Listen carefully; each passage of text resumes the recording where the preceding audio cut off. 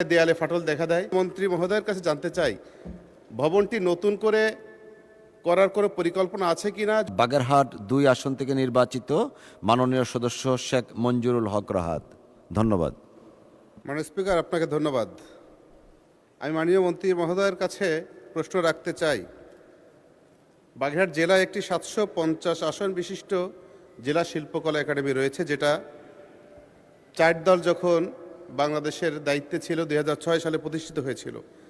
কিন্তু প্রতিষ্ঠার ১ বছর পর থেকেই এখানে সেই শিল্পকলায় দেয়ালে ফাটল দেখা দেয়। এখন পর্যন্ত সেখানে অপরিত্যক্ত অবস্থায় সেই ভবনটি রয়েছে, কিন্তু প্রশিক্ষণার্থী প্রায় ২৫৬ জন এখনও প্রশিক্ষণরত, যারা অন্যত্র তাদের প্রশিক্ষণ গ্রহণ করছে। এই ভবনটি ৩ তলা বিশিষ্ট প্রশাসনিক প্রশিক্ষণ ভবন, যেটা নির্মাণ অত্যন্ত জরুরি। ইতোমধ্যেই কয়েকবার সার্ভে করে সেটাকে কন্ডেম ঘোষণা করা হয়েছে।